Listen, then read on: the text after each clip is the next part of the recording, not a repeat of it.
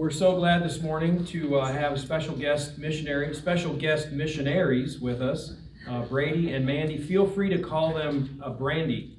Brady and Mandy. If you get it tongue-tied, then it's Brandy. But we're glad you guys are here, and they're going to come and share with you what's on their heart and a special ministry that's going on at UCO. And so please give them your attention. Welcome, guys. Glad you're here. Thank you. So, turn it on. So, I'm Brady, and this is Mandy, just in case. Make sure it's clear. But yeah, so we're going into a ministry on campus at UCO with an organization called Student Mobilization, and Mandy is going to go into a little more. Yeah, so more about our role on campus is we'll just be college campus ministers, and so what our role will look like is we'll work 40 to 50 hours a week on campus alongside a team of 9 all together on UCO's campus with STUMO. And basically, we'll just be meeting up with students one-on-one and helping them grow in their faith, their leadership, and their character. And so we do that by just meeting with them, going over the gospel with them. If they are in Christ and they want to grow spiritually, then we come alongside them and teach them how to read the Bible, how to pray, how to cultivate a heart for other people, and how to share their faith. And then if they are believing lies about God, or maybe they aren't submitted to Jesus' lordship, then we just continue to process the gospel with them through one-on-one discipleship. And then we'll also be starting different Bible studies and different targets on campus. So like the baseball team, the sororities, the fraternities. And we'll just get to teach them about God, how God has transformed our lives, and just what He can do in their life as well. And we're really excited just because we've been on UCO's campus. Both of us went to college there. Brady actually just graduated this week. But we've just seen, we've just seen the scene. I was in a sorority and Brady was on the baseball team, and we have just seen college students just believing so many lies about God, or just finding their satisfaction and their contentment in things that will never satisfy them like Christ could and will. And we just want to be there to give them truth and show grace and compassion, but just point them to the way of Christ and just teach them how to have a life that's just honoring to Him and walk in a manner worthy of Him. And so the next slide, don't click it yet. It's a video and it'll play immediately when we click it. But it just goes more in depth about STUMO's vision and just kind of our heart for the college campuses and why we are excited. So, yeah. What if I told you something that happened in a small village over 2,000 years ago is still influencing every day of your life? What if I told you that in that village a man saw something, and what he saw caused a ripple effect that's impacted hundreds of millions of people? And what if I told you the only reason we're here today is because of what this man saw? The Bible says that what Jesus saw, He saw it in all the towns and villages. And what He saw bothered Him. You could even say it disturbed Him. In fact, what He saw disturbed Him so much that one day, right in the middle of endlessly meeting needs, He stopped. Why? Why would the God-man, the only person on earth who could bring healing, help, hope, power, and love to the masses, stop? What was so important that He would leave a blind man blind a little longer? Allow a woman to suffer in her pain a few extra moments? Jesus stopped because He wanted to be sure of what He saw, and He wanted to make sure His disciples saw it too. So what did He see? The harvest was plentiful. Jesus saw a world full of harassed and helpless people like sheep without a shepherd. He saw a plentiful harvest, and He cared. He cared. He felt compassion for the people. He was grieved that the harvest was plentiful, and that so few seemed to notice. The harvest was plentiful, and the laborers were few. People who love Jesus, people who care about the harvest. The reason STUMO exists is because we care. Just as Jesus taught over 2,000 years ago, we believe the greatest answer to the world's greatest problem is more laborers, and that the college campuses of the world are the best place to build them. In 2003, the ministry of STUMO existed on 3 campuses. Since then, God has expanded our influence to over 20 campuses across the U.S. What does that mean? It means more laborers.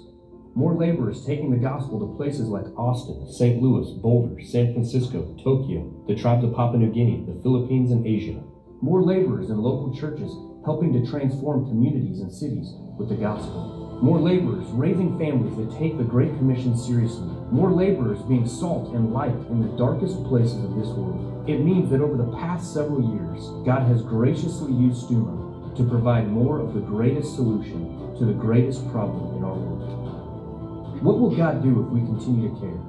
What will God do if we continue to give our lives to building laborers for Christ from the college campuses of the world? The harvest is still plentiful. The laborers may still be few, but they're growing. Yeah, so that was a video that our regional director actually made, just going more in depth about Stumo's vision. Our vision is just to build spiritual leaders from the college campuses of the world.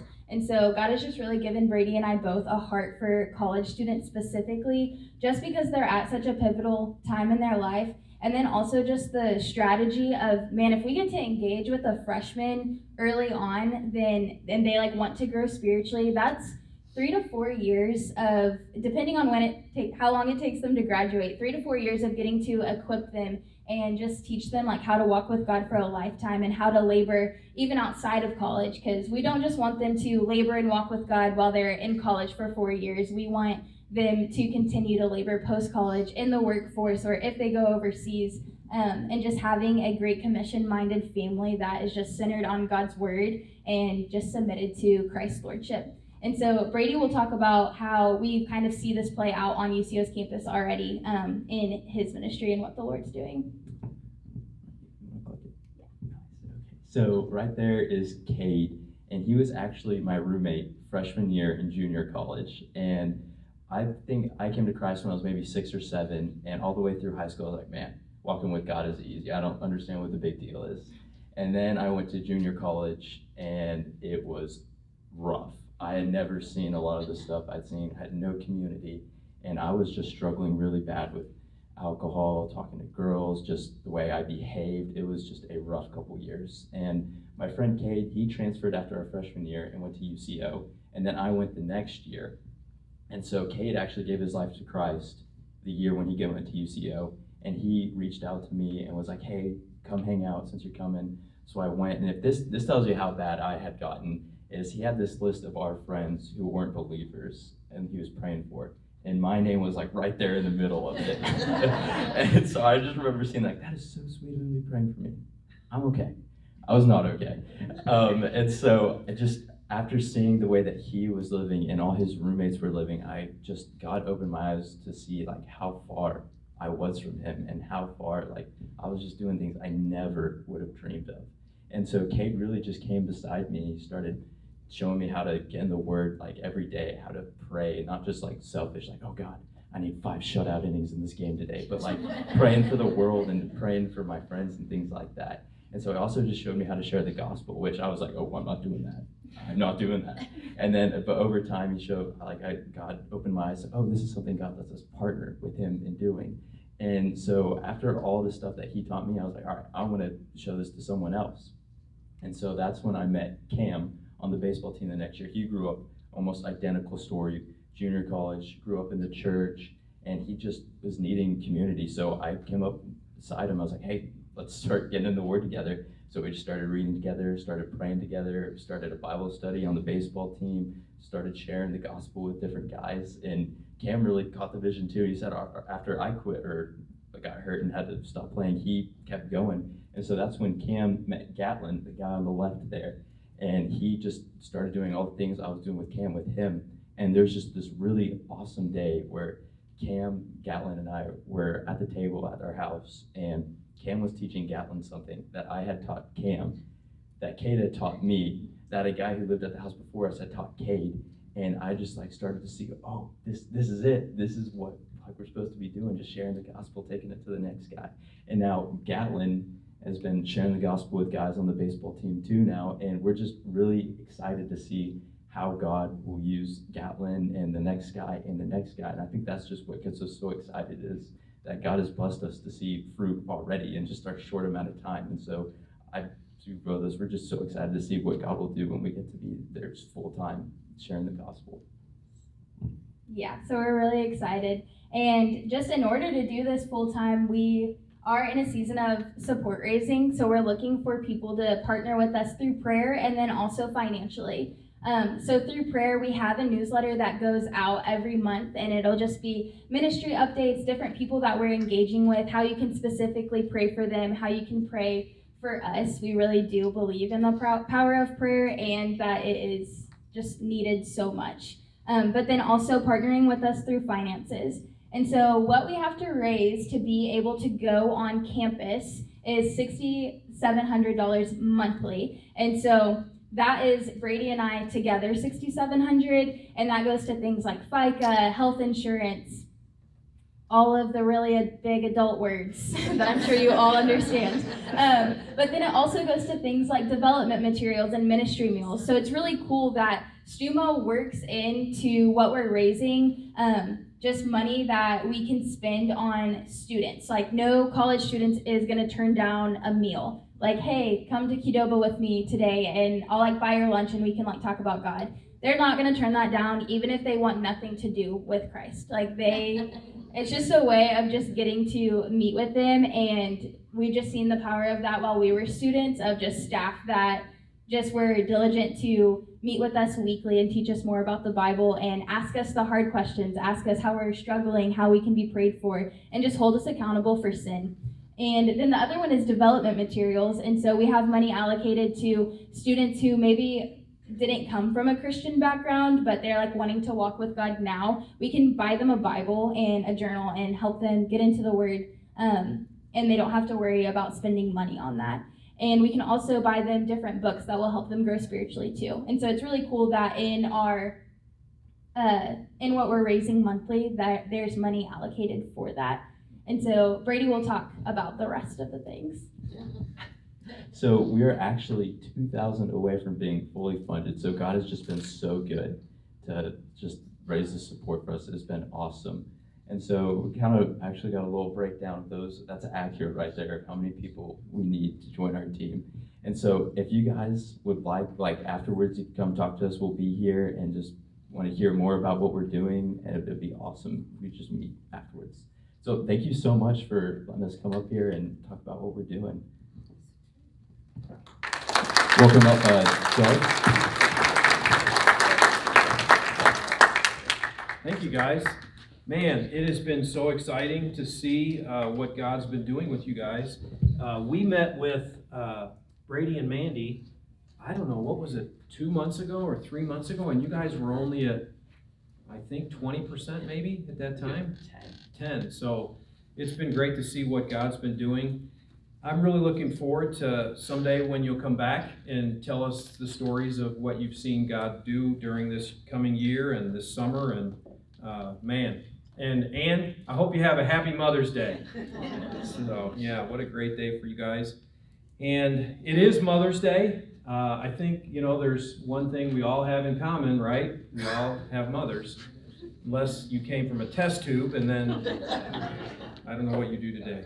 So we've been in this great series in 1 Samuel, and I've really learned a lot. And it's been a long series. And next to our series in Nehemiah, I think this is one of the favorite books that I've studied so far, and I've just been learning a lot. And today, we are in 1 Samuel 21. I'd like to start by reading 1 Samuel 21 together, if you have a copy of the Word with you. I'll be reading from the New American, and just maybe follow along, and then we'll talk about what we're reading. 1 Samuel 21. Then David came to Nob, to Ahimelech the priest, and Ahimelech came trembling to meet David, and said to him, "Why are you alone, and no one is with you?" And David said to Ahimelech the priest, "The king has commissioned me with a matter, and has said to me, 'Let no one know anything about the matter on which I am sending you, and with which I have commissioned you, and I have directed the young men to a certain place.' Now therefore, what do you have on hand?" This is David saying to Ahimelech the priest, "Now what do you have on hand? Give me 5 loaves of bread, or whatever can be found." And the priest answered David and said, "There is no ordinary bread on hand, but there is consecrated bread, if only the young men have kept themselves from women." And David answered the priest and said to him, "Surely women have been kept from us as previously when I set out the vessel and the vessels of the young men were holy. Though it was an ordinary journey, how much more than today will their vessels be holy?" So the priest gave him consecrated bread, for there was no bread there, but the bread of the presence, which was removed from before the Lord in order to put hot bread in its place when it was taken away. Now one of the servants of Saul was there on that day, detained before the Lord, and his name was Doeg the Edomite, the chief of Saul's shepherds. And David said to Ahimelech, "Now is there not a spear or a sword on hand? For I brought neither my sword nor my weapons with me, because the king's matter was so urgent." Then the priest said, "The sword of Goliath the Philistine, whom you killed in the valley of Elah, behold, it is wrapped in a cloth behind the ephod. If you would take it for yourself, take it. For there is no other except it here." And David said, "There is none like it. Give it to me."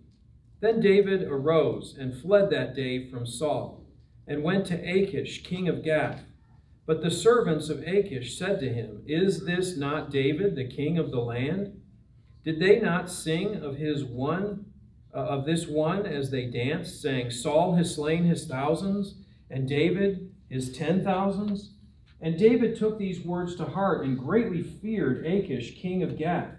So he disguised his sanity before them and acted insanely in their hands, and scribbled on the doors of the gate, and let his saliva run down into his beard.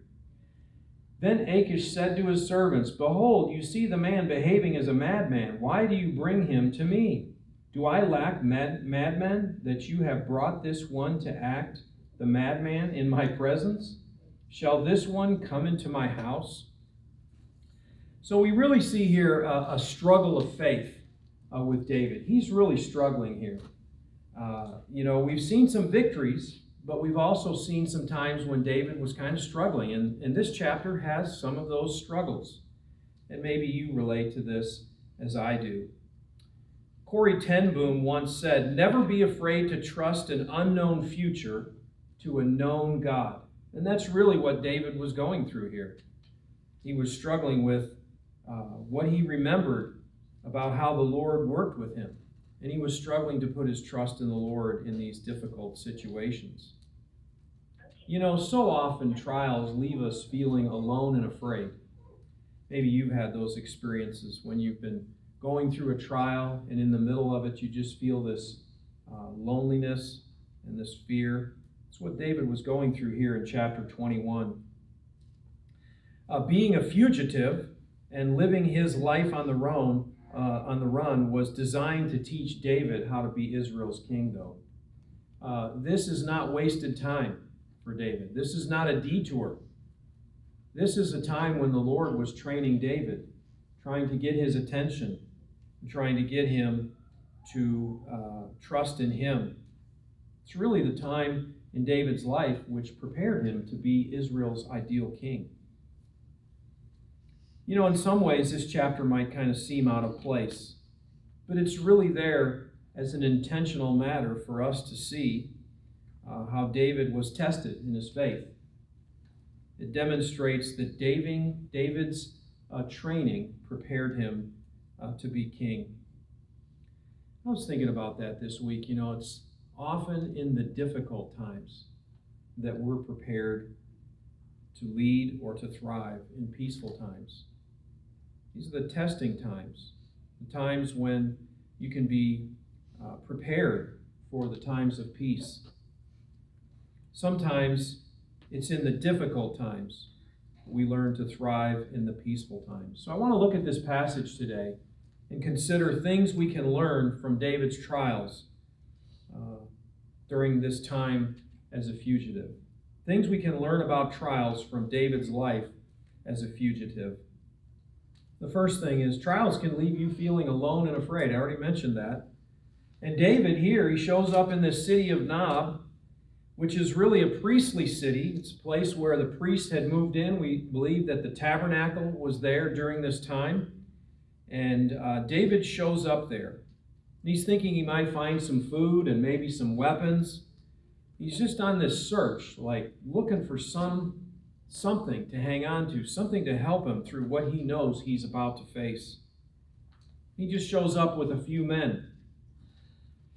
He's here and he wants to ask the priest for help, and that's what he's doing. If you can't ask the priest for help, who can you ask, right? If you can't trust the priest, who can you trust? And that's why David has shown up here. And he's pretty much alone, traveling with just a few dissidents. We don't really know how many, but we know it was very few. He didn't ask for a lot of bread. He's really just out on his own. And he's not saddled up with the dignitaries of Saul's court like he had been in the previous chapters. He's not surrounded by other powerful men. He's out by himself and a few ragtag men that have decided to follow along with him. He's no longer in Saul's court.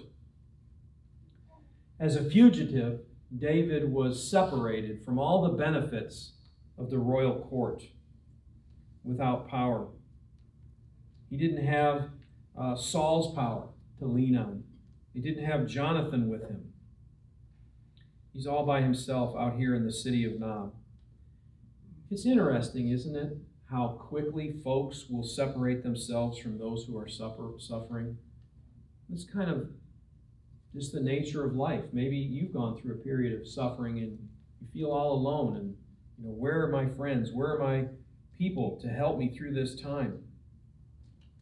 So here's David, and he has no one to take up his cause for him. And he seeks out Ahimelech the priest. It's right there in verse 1.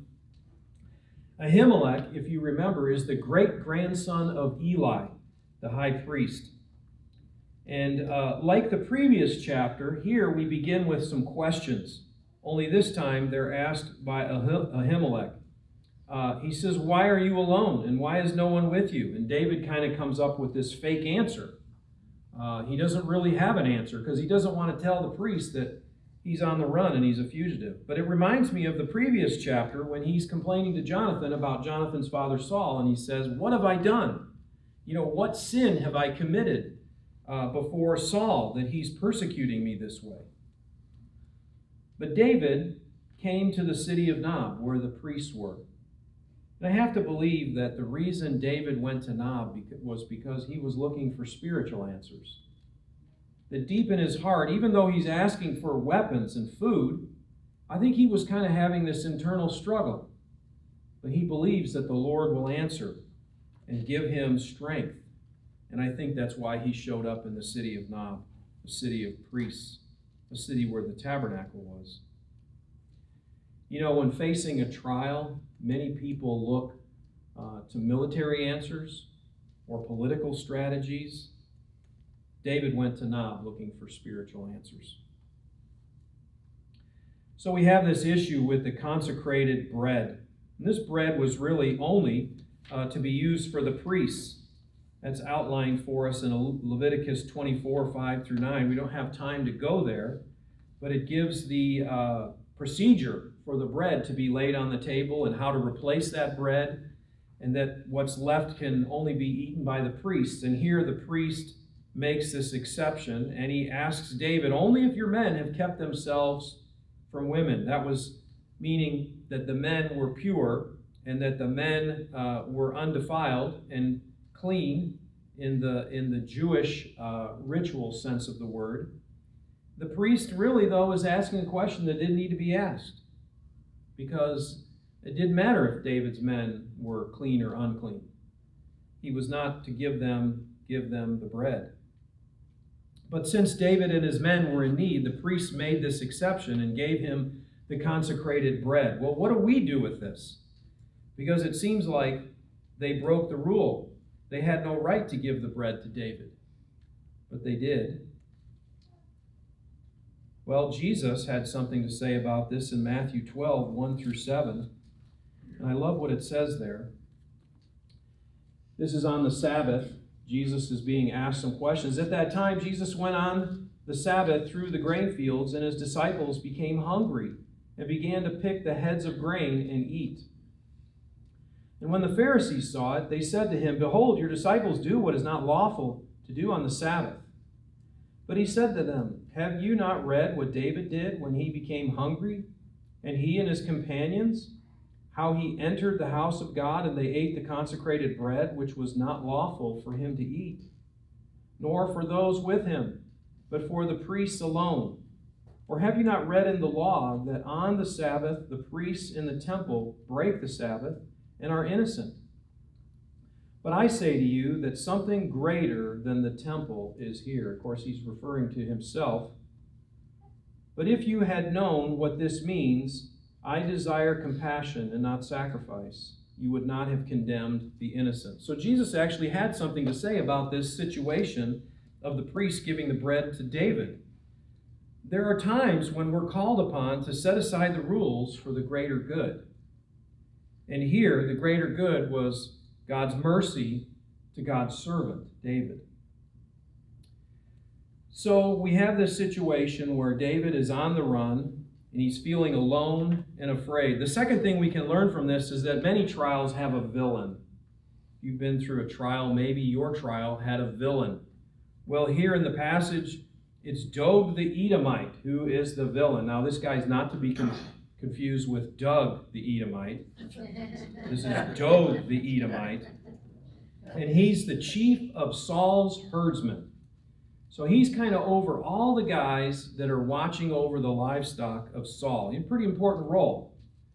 But the passage says he's an Edomite. So how did he get there in Saul's presence, in Saul's court? The Edomites were always Israel's enemy. And so somehow he ended up working for Saul. Either he was an indentured servant or possibly a convert to Judaism. And he was there in the service of Saul, maybe out checking on some of the livestock. And the passage says that he was detained before the Lord. I think that's kind of a curious statement. Have you ever felt like you were detained by the Lord? This has some sort of spiritual connotation here. Either he was unclean and needed to stay there before traveling, or it was the Sabbath and he couldn't move on. But it says he was detained before the Lord in verse 7.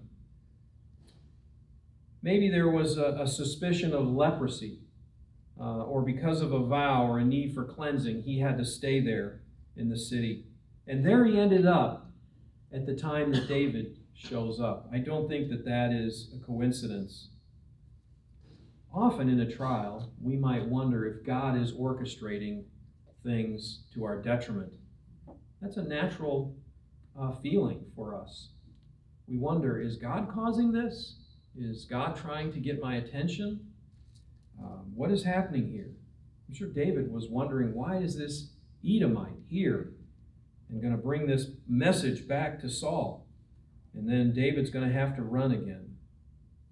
Many trials have a villain. Well, trials can leave you feeling powerless, and certainly David is feeling powerless. He has this temptation to ask for weapons. I love this part, though, about the Sword of Goliath. I think that it's easy just to sort of run past this in the passage. I think that this really tells us something about what's going on here. David's asking for a weapon, and the priest says, the only weapon here is the Sword of Goliath. Well, we remember that David walked into the city with Goliath's head. I've always wondered, did he carry it by the hair? Did he have it under his arm? Was it over his shoulder in a sack? We don't know, but he walked into the city with the head of Goliath, and he had the sword of Goliath with him. And now this sword has ended up here with the priests in the city of Nob. Kind of curious, isn't it? David, the guy who was feeling fearful and alone, makes a new connection back with that sword. I don't think that this is some sort of happenstance event. It's almost like David at this point in his life has sort of forgotten how God has worked in the past. He's on the run, he's fearful and afraid, and he's looking for power. He's looking for help and struggling with his conviction of trusting the Lord. Do you ever do that? Do you ever forget how God has worked in the past as you move on and travel through life, and you kind of forget the lessons that God has brought to you in the past? It's easy to do. Well, did David really need this weapon? No, he didn't need the weapon. I mean, he took down Goliath with just a few stones and a sling. It's interesting, though, that David asked for a weapon, and the only one they can offer him is a reminder of God's previous protection in his life. And David is going to walk out of Nob carrying a reminder with him. He's going to leave Nob with that sword by his side. You see, trials aren't always fought in the physical realm. And when David picks up that sword, probably before he picked it up, he's talking to Ahimelech about the sword, and he says, "There is none like it." It's kind of reminiscent of Samuel's comment about Saul when Saul was selected as king. Remember what Samuel said? He said, "There's none like him." And those two statements are very similar. David looking at the sword saying, "There's none like it," and Samuel looking at Saul, knowing that Saul was not really the best person, but from a human standpoint, he's saying there's none like him. And I think there's an intention there for us to get the point that it's not really about weapons. It's not really about ideal candidates. It's about what is God doing and how is God working. In both Samuel's statement about Saul and David's statement about the sword, Goliath, the sword of Goliath, the focus is really the wrong thing. God didn't need the choicest specimen to be king because he wanted the people's hearts to be tuned in with him. Nor did God need David to have the choicest weapon. I can't imagine in those days that a sling and 5 smooth stones would be considered the choicest weapon in that day. That's what God had in David's hand when he killed Goliath. It's a great verse in Proverbs 21:31 that we can be reminded of. "The horse is made ready for the day of battle, but victory rests with the Lord." That's a principle that you and I can take with us. That it's not about the weapon in our hand. It's not about our personal strength. It's about our trust in the Lord and what does he intend to do in us and through us. And then this next part goes on and it talks about David fleeing to Gath. Remember that Gath is the hometown of Goliath. So now here's David. He's gotten the bread, so he's no longer starving. And now he has the sword of Goliath. I imagine it was probably strapped to his side.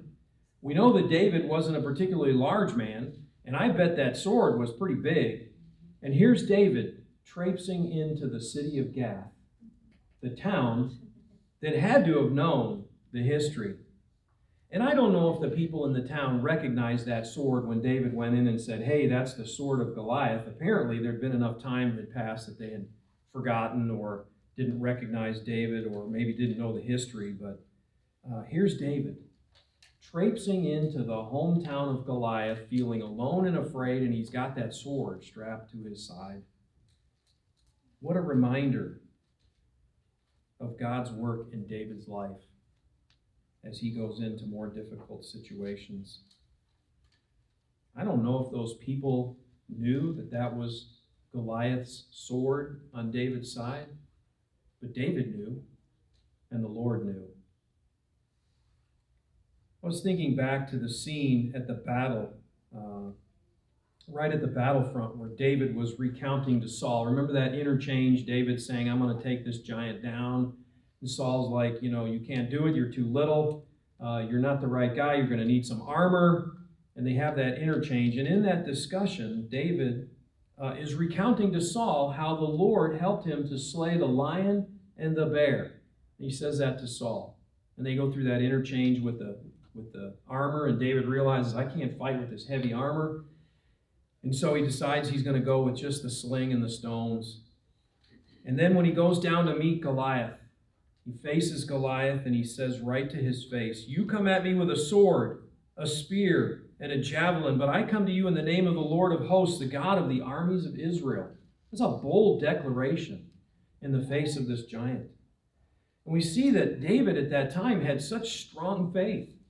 He was so strong at that time to go up against the giant when the whole army of Israel were tucked away in their garrison and they wouldn't come down. And here comes little David, and he's going to take on the giant. Well, here in 21, David's having a struggle. He's not having the same strength, the same trust that he'd had previously. David's trust in the Lord is being tested in a way that it had not been tested before. This is what happens when you live the fugitive's life, as David was.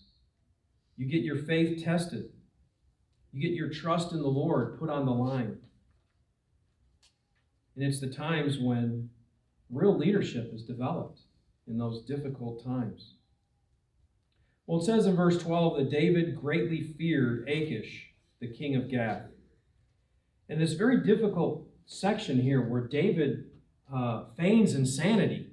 And apparently he was pretty convincing because the king of Achish says, "Why do you bring this madman in front of me?" And imagine the humility that David was going through at this time. It was so humiliating for him to have to do this, I'm sure.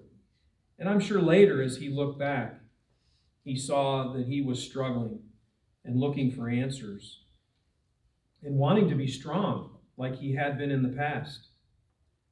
And these are the times that develop leaders. These are the times that cause men like David to consider what their trust is really in. Imagine how desperate he must have been to put on that charade. I think we need a Gath experience as much as we need the victories over the Goliaths. I think you and I need those difficult times when our faith is tested, just like we need the victories over the giants. So what do we do with this information? What does this mean for you and I? It said there are three kinds of people: those who have come through a trial, those who are going through a trial, and those who will someday go through a trial. All of us have been through trials, or we will go through a trial. It's common to the human experience. But I think today it would be helpful for us to kind of take a look at what David learned in this experience. And there's two Psalms that reveal what David learned in his trial. I don't want to leave us off with David in this humiliation, in this lack of trust, because I think there's a happy ending to the story. He wrote two Psalms about these very events. And I kind of want to get us to look at them. We don't have time to go through all of these Psalms, but Psalm 56 and Psalm 34, David penned looking back at these situations. So now we can fast forward and see, what did David learn during those difficult times? And we'll start with Psalm 56. And like I said, we don't have time to go through the whole of both of these chapters, but I'm going to pick out a few verses and make some comments and maybe challenge you to spend some time this week looking at Psalm 56 and Psalm 34. They tell us a lot about what David learned. Psalm 56, "Be gracious, O God, for man has trampled upon me. Fighting all day long, he oppresses me. My foes have trampled upon me all day long, for they are many who fight proudly against me. When I am afraid, I will put my trust in thee." Heard that? That's actually a children's song that the children like to sing. When I'm afraid, I will put my trust in you. Those words were penned in response to David's experience in chapter 21 of 1 Samuel. "In God, whose word I praise, in God I have put my trust. I shall not be afraid. What can mere man do to me? All day long as they distort my words, all their thoughts are against me for evil. They attack, they lurk, they watch my steps." Scan down to verse 8. "Thou hast taken account of my wanderings, put my tears in thy bottle, and they are they not in thy book? I love that line. The Lord has put our tears in his bottle. Are they not in his book?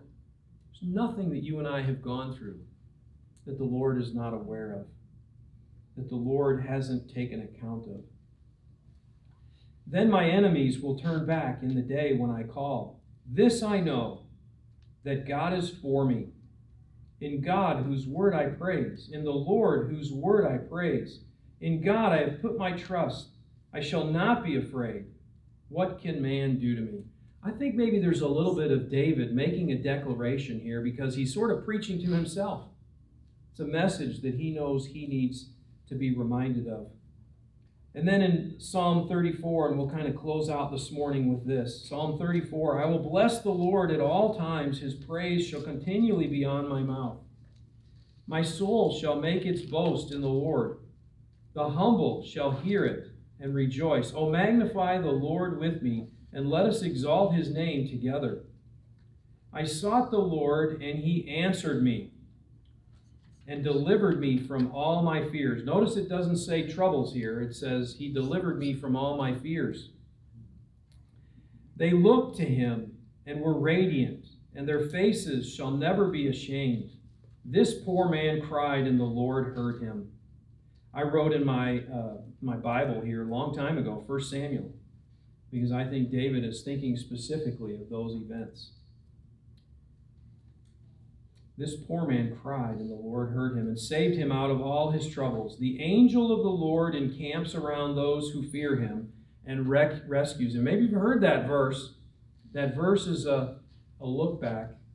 Those words were penned as David was looking back to this awful experience that he was going through on the run. Oh, taste and see that the Lord is good. How blessed is the man who takes refuge in him. Then we'll skip down to verse 15 of chapter 34. The eyes of the Lord are toward the righteous. Man, is that encouraging to know that the eyes of the Lord are always toward the righteous. And his ears are open to their cry. The face of the Lord is against evildoers, to cut off the memory of them from the earth. The righteous cry, and the Lord hears and delivers them out of all their troubles. So not only does the Lord deliver us from fears, he delivers us from the actual troubles. The Lord is near to the brokenhearted and saves those who are crushed in spirit. Many are the afflictions of the righteous, but the Lord delivers him out of all of them. He keeps his bones, not one of them is broken. Evil shall slay the wicked, and those who hate the righteous will be condemned.